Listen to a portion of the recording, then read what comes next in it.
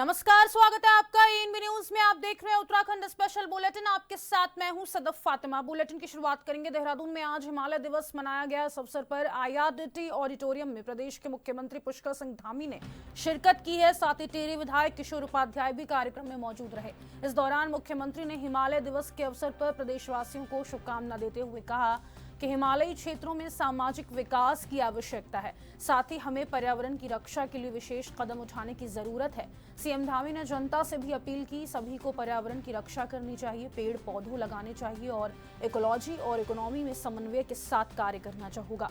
भावी पीढ़ियों के लिए हिमालय की सुंदरता और जैव विविधता को संरक्षित रखना हम सबका दायित्व है। हिमालय हमारे जीवन से जुड़ा विषय होने के नाते इसके संरक्षण का दायित्व भी हम सभी का है।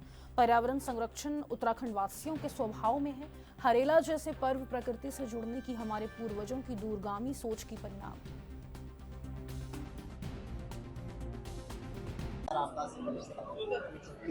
देखिए, आज का दिन हम सभी के लिए बहुत महत्वपूर्ण है। वहीं पूरे देश और दुनिया के लिए ये दिवस बहुत महत्व का दिवस है, क्योंकि आने वाले समय में और वर्तमान में जिस प्रकार की चुनौतियों का हम सामना कर रहे हैं,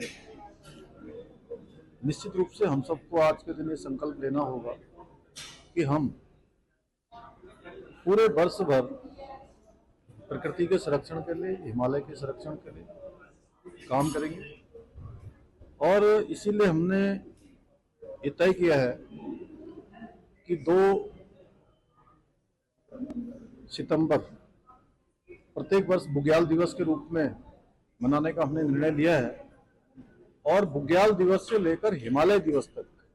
तो ये केवल उत्तराखंड में नहीं, आप देखेंगे उत्तराखंड, हिमाचल, जम्मू कश्मीर, नॉर्थ ईस्ट, ये पश्चिम हिमालय पूरा तरफ है। और इसमें कहीं ना कहीं मुझे लगता है कि जो हम लोगों ने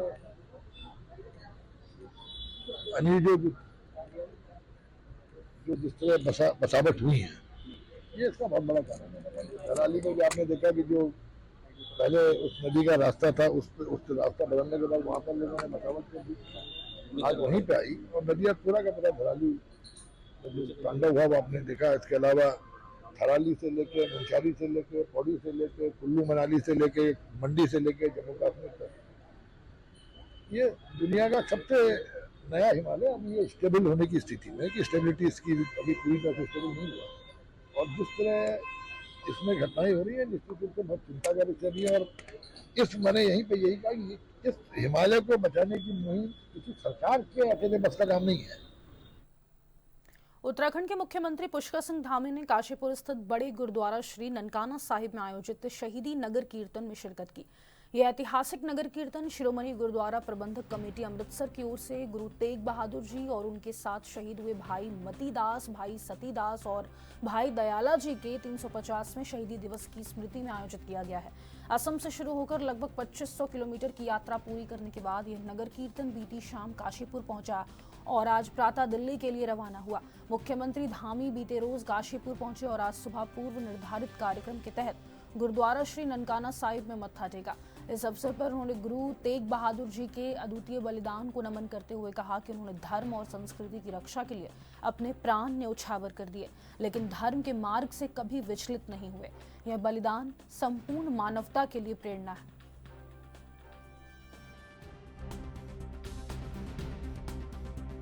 गुरु तेग बहादुर जी के शहीदी दिवस पर नगर कीर्तन यहाँ पहुंची है। आसाम से चलकर आज ननकाना साहब उत्तराखंड काशीपुर में आए। मैं उन सभी का स्वागत करता हूं और गुरु तेग बहादुर जी को सत सत नमन करता हूं, जिन्होंने धर्म की रक्षा के लिए, संस्कृति की रक्षा के लिए अपने प्राणों का बलिदान दिया, लेकिन उन्होंने धर्म के रास्ते से हटना स्वीकार नहीं किया। ये हमारे लिए एक सच्ची प्रेरणा है कि जो हमारे धर्म गुरु हैं, जिन्होंने हमेशा अन्याय सहना, अत्याचार सहना, अपनी जान देना, बलिदान देना ये स्वीकार किया, लेकिन धर्म के रास्ते से कभी विमुख होना स्वीकार नहीं किया। आज हम जब अपने इन गुरुओं का इतिहास पढ़ते हैं, जानते हैं, तो निश्चित रूप से इनके इतिहास को पढ़कर एक भारत श्रेष्ठ भारत की जो परिकल्पना है वो उसमें पूरी तरह से चरतार दिखती है। आज प्रधानमंत्री आदरणीय मोदी जी के नेतृत्व में एक भारत श्रेष्ठ भारत, चाहे वो कोई समाज हो, हर समाज को आगे बढ़ाने का काम हो रहा है। सिख समाज के लिए जहाँ करतारपुर कॉरिडोर का काम हुआ है, वहीं जो FCRA है, उत्तराखंड के मुख्यमंत्री धामी द्वारा ऑपरेशन काले नेमी के तहत प्रदेश में 5500 से अधिक लोगों का सत्यापन किया गया है। इस अभियान में अब तक 1100 से ज्यादा ढोंगी और फर्जी लोगों के खिलाफ कानूनी कार्रवाई की गई है। भाजपा के प्रदेश प्रवक्ता हनी पाठक ने इस पहल की सराहना करते हुए इसे देवभूमि की गरिमा बचाने की एक सराहनीय कदम बताया। उन्होंने कहा कि 2000 से ज्यादा लोगों पर कार्रवाई हो चुकी है और वे हिरासत में भी लिए गए हैं। सरकार फर्जी बाबाओं द्वारा महिलाओं को ठगने और ढोंग की प्रथा को खत्म करने के लिए निरंतर प्रयासरत है।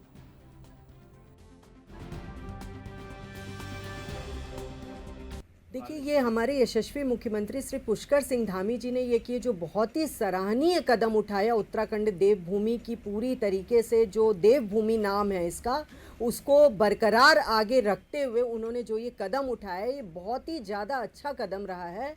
इससे ऑपरेशन काल नेमी के तहत उन ढोंगियों पर कार्यवाही की जा रही है लगातार, जो कि ढोंग करके साधु संत का वेश धारण करके हमारे उत्तराखंड की जनता को ठगने का कार्य करते चले आ रहे हैं। और इसमें सबसे ज़्यादा झांसे में आती हैं हमारी महिलाएं। तो इन सब चीज़ों को लेकर, इन सब चीज़ों को देख कर समझते हुए ये कि ये उत्तराखंड देवभूमि के लिए बहुत ही गलत हो रहा है जो हो रहा है, उसके लिए उन्होंने ऑपरेशन काल नेमी जैसा सराहनीय कदम उठाया। और अब तक देखा जा सकता है कि 2000 से ज़्यादा लोगों पर कार्यवाही इस पर हो चुकी है। उन लोग पूरे गिरफ्त में आए हैं और इन सब चीज़ों को देखते हुए अब ये जो नया ढोंग की प्रक्रिया है उसको ख़त्म करने की दिशा में लगातार सरकार निरंतर आगे बढ़ रही है। चारधाम यात्रियों के लिए उत्तराखंड से बड़ी खबर है, जहां चारधाम हेली सेवा के किराए में बढ़ोतरी कर दी गई है। ऐसे में चारधाम हेली सेवा का किराया 39 रुपये बढ़ा दिया गया है, जिसके चलते गुप्तकाशी से केदारनाथ का किराया बढ़ाकर 12,444 रुपये हो गया है। तो वहीं फाटा से केदारनाथ जाने के लिए यात्रियों को 8,900 रुपये चुकाने होंगे। साथ ही सिरसी से केदारनाथ जाने के लिए 8,500 रुपये देने होंगे। इस फैसले के बाद सरकार को टैक्स के चलते आर्थिक सहायता जरूर मिलेगी, लेकिन भक्तों के जेब पर इसका सीधा सा असर देखने को मिलेगा।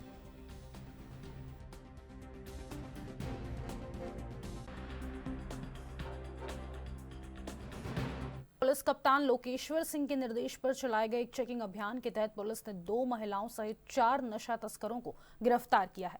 ये गिरफ्तारियां सिद्धबली तराहे के पास की गई है। पुलिस ने इनके कब्जे से 51 किलोग्राम गांजा बरामद किया है। एडिशनल एसपी चंद्रमोहन सिंह ने बताया कि आरोपियों की पहचान इमरान, नवाब अली, शहनाज और फातिमा के रूप में हुई है। पुलिस ने सभी तस्करों के खिलाफ मुकदमा दर्ज कर उन्हें न्यायालय में पेश किया, जहां से उन्हें जेल भेज दिया गया है। तस्करी में इस्तेमाल किए गए वाहन को भी पुलिस ने जब्त कर लिया। पुलिस ये पता लगाने की कोशिश कर रही कि आरोपी गांजा कहां से लाए थे और इसकी सप्लाई कहां होनी थी।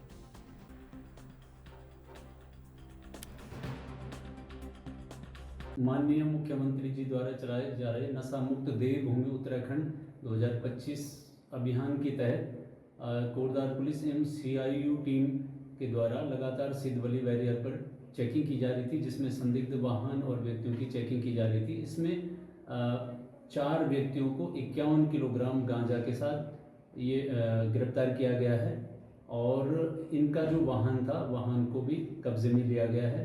इन 4 व्यक्तियों में इमरान, जो कि मुरादाबाद का रहने वाला है, नवाब अली, शहनाज और फातिमा खातून, ये बिजनौर के रहने वाले हैं। तो इन 4 अभियुक्तों को NDPS एक्ट के तहत इनके विरुद्ध मुकदमा पंजीकृत किया गया। उत्तराखंड के आपदा प्रभावित क्षेत्रों का जायजा लेने के लिए केंद्र सरकार की ओर से गठित उच्च स्तरीय अंतर मंत्रालय केंद्रीय टीम ने चमोली जनपद का दौरा किया। टीम ने हवाई सर्वेक्षण कर थराली, चेपड़ों और सोल घाटी सहित अन्य आपदाग्रस्त क्षेत्रों का निरीक्षण किया। केंद्रीय टीम के संयुक्त सचिव और R प्रसन्ना के नेतृत्व में टीम ने थराली बाजार में भूस्खलन से प्रभावित क्षेत्रों का भी जायजा लिया। इसके बाद टीम ने जिलाधिकारी संदीप तिवारी के साथ राजकीय पॉलिटेक्निक कुलसारी में बैठक की है। बैठक में जिलाधिकारी ने नंदानगर, थराली, चेपड़ों और देवाल में हुए नुकसान और विभागीय संपत्तियों की क्षति का विस्तृत प्रस्तुतिकरण दिया।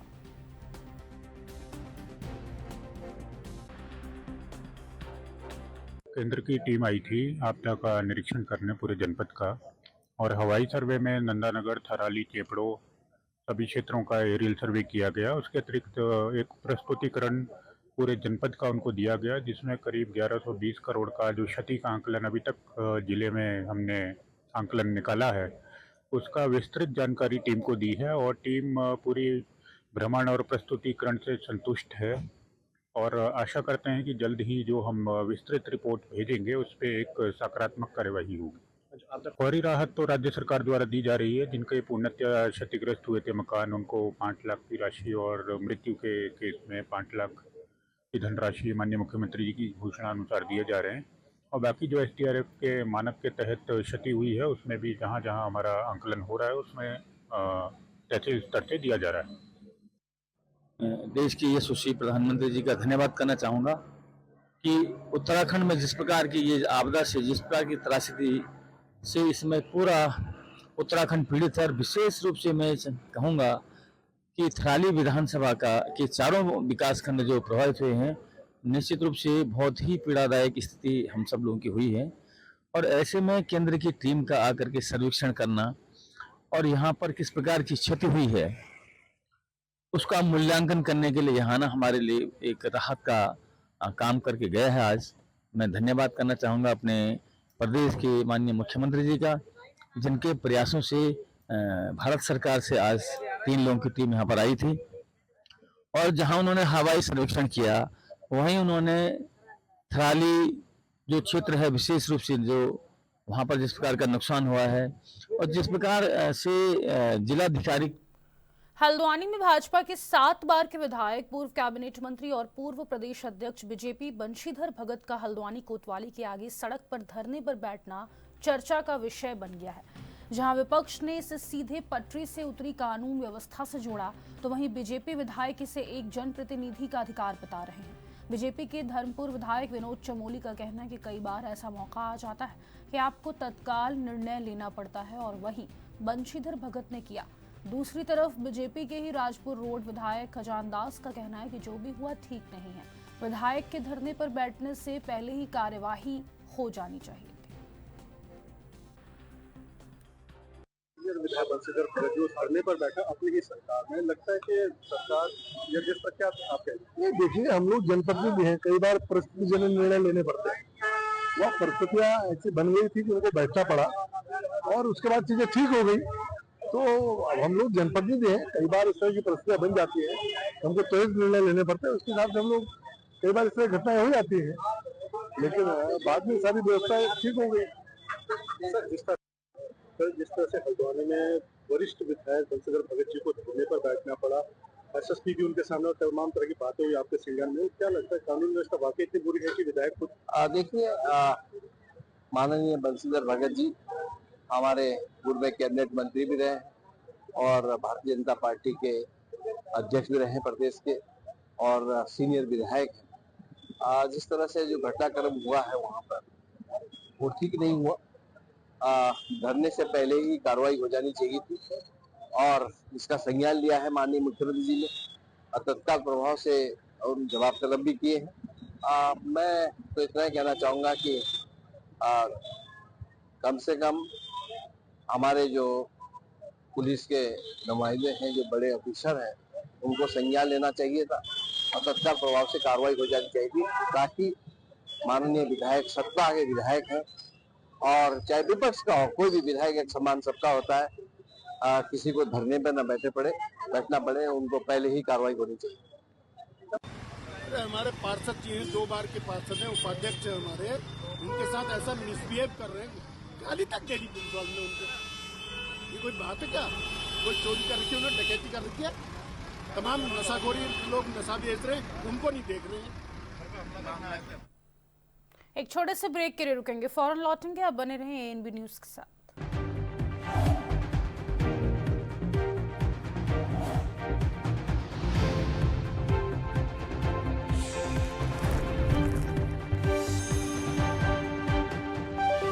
ब्रेक के बाद एक बार फिर से आप सभी का स्वागत है। आगे बढ़ेंगे। रामनगर कोतवाली पुलिस ने हाल ही में हुई 2 बड़ी चोरियों का पर्दाफाश करते हुए एक कुख्यात हिस्ट्री शीटर नसीम अहमद को गिरफ्तार किया है।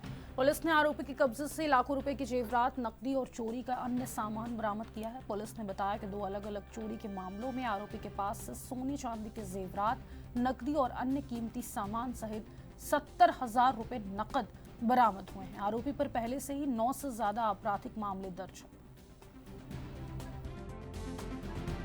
नगर क्षेत्र में चोरपानी और लखनपुर में दो घरों में चोरी हुई थी, जिसमें हमारे द्वारा अभियोग पंजीकृत कर बेचने की गई थी। और एक व्यक्ति जिसका नाम नसीम है, जो भोजपुर थाने का राष्ट्रीय सेक्रेटरी भी है, जिसके विरुद्ध पूर्व में 9 अभियोग पंजीकृत हैं, उसको हमारे द्वारा गिरफ्तार किया गया है। और दोनों अभियुक्तों में जो अभियोग हैं, उनमें जो भी माल चोरी किया था वो 100%। सीएम धामी ने काशीपुर पहुंचकर प्रबुद्धजनों से भेंट और विचार विमर्श कार्यक्रम में प्रतिभाग किया है। कार्यक्रम में मुख्यमंत्री ने कहा कि आज इस सभागार में काशीपुर के डॉक्टर्स, इंजीनियर, शिक्षाविद, अधिवक्ता, उद्यमी व व्यापारीगण, समाजसेवी, जनप्रतिनिधि और विभिन्न क्षेत्रों से जुड़े प्रबुद्धजन उपस्थित हैं। आप सभी अपने अपने क्षेत्रों में अपनी प्रतिभा, अनुभव, ज्ञान, सेवा भाव और संकल्प के माध्यम से न केवल समाज को सशक्त बना रहे हैं, बल्कि देश और प्रदेश को प्रगति के पथ पर निरंतर आगे बढ़ाने में भी महत्वपूर्ण भूमिका निभा रहे हैं।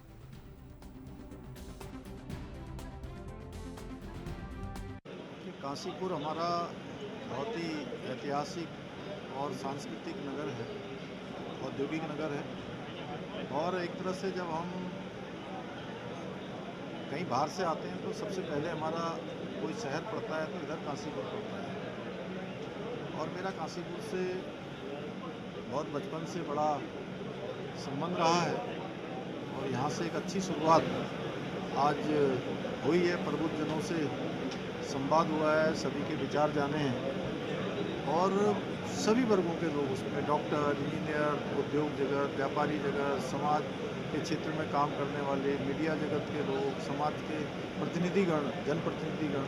लेकिन क्योंकि मैंने आज भी प्रातःकाल जो है बैठक करके सभी अधिकारियों को, सभी जिलों के जिलाधिकारियों को और विशेषकर से हमारा जो PWD डिपार्टमेंट है उनको कहा है कि 15 तारीख तक सभी औपचारिकताएं पूरी कर लें और जैसे ही मानसून थमता है उसके तत्काल बाद गड्ढा मुक्त की कार्रवाई शुरू की जाएगी। प्रदेश में आपदा के दौरान आंकड़े जारी नहीं किए गए, लगातार विपक्ष का आरोप है, आपका क्या कहना है इसमें? देखिए, सबसे बड़ा सदन होता है हमारा विधानसभा, जहाँ पर एक एक आंकड़े दिए जाते हैं। आप सबको पता है कि मानसून के सत्र में हमने गैरसैंण, भराड़ीसैंण में ये सत्र आहूत किया था। विपक्ष वहाँ आंकड़े सुनना ही नहीं चाहता था, विपक्ष तो उधम मचाना चाहता था, विपक्ष तो वहाँ तोड़फोड़ करना चाहता था। विपक्ष जो सकारात्मक चर्चा के लिए जिसको हम बार बार। उत्तराखंड के मौसम को लेकर नई अपडेट जारी हुई है, जिसमें आने वाले दिनों के लिए प्रदेश भर के लिए राहत भरी खबर है, जिसमें आने वाले कुछ दिनों में मानसून का प्रभाव उत्तराखंड में कम रहेगा, जिसको लेकर मौसम विज्ञान केंद्र देहरादून के निदेशक डॉक्टर CS तोमर ने बताया कि मानसून का प्रभाव कुछ दिनों में कम रहेगा। हालांकि कुछ जिलों में भारी बारिश देखने को मिल सकती है। साथ ही 11 सितंबर तक मानसून की तीव्रता कम रहेगी, जबकि 12 से 14 सितंबर के बीच फिर से बढ़ जाएगी।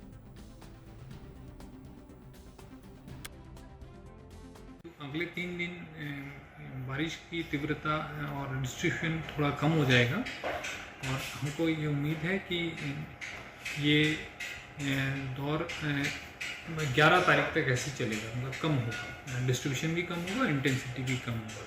तो इसके बाद 12 तारीख से फिर 15 तारीख के बीच में, 14 तारीख के बीच में डिस्ट्रीब्यूशन बढ़ जाएगा।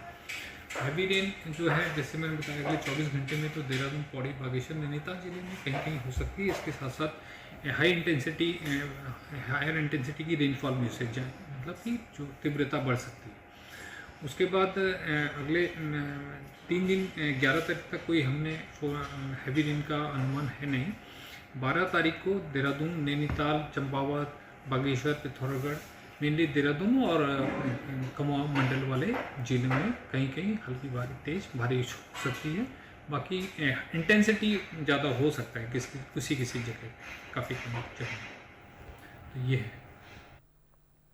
सिंचाई विभाग के नोटिस के खिलाफ लघु व्यापारियों ने जुलूस निकालकर सहायक नगर आयुक्त का घेराव किया है। चेतावनी दी कि जल्द ही सिंचाई विभाग के वरिष्ठ अधिकारियों का भी घेराव होगा। ललतारो पुल वेडिंग जोन से बेदखली नोटिस पर व्यापारियों में गुस्सा है। प्रांतीय अध्यक्ष संजय चोपड़ा की अगुवाई में जुलूस निकाला गया है। व्यापारियों ने पंजीकरण और पहचान पत्र दिखाकर अपने हक की मांग दोहराई।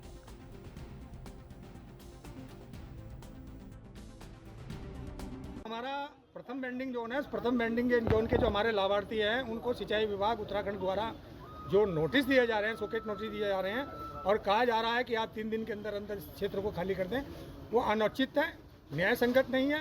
क्योंकि उत्तराखंड नगरीय फेरी नीति नियमावली 2016 के तहत उन लोगों को दुकानें आवंटित की गई हैं, बाकायदा पर्ची निकाल कर आवंटित की गई हैं और प्रशासन के सामने आवंटित की गई हैं, जिसमें सिटी मजिस्ट्रेट महोदय उपस्थित थे, एसपी सिटी उसमें मौजूद थे और सिंचाई विभाग के जो नुमाइंदे हैं, सिंचाई विभाग के जो जिम्मेदार अधिकारी हैं वो भी उसमें मौजूद थे।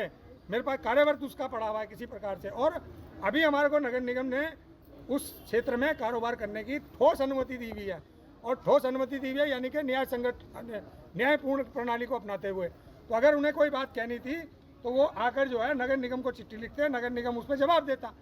अब वो डायरेक्ट उन्होंने जो लाभार्थियों को जो नोटिस दिए हैं वो न्याय संगत नहीं है, वो तत्काल प्रभाव से निरस्त होने चाहिए। आने वाले दिनों में अगर वो नोटिस निरस्त नहीं होते तो घेराव किए जाएंगे, अपनी बातों को दोहराया जाएगा और शासन प्रशासन तक अपनी बात को, न्याय संगत बात को दोहराया जाएगा।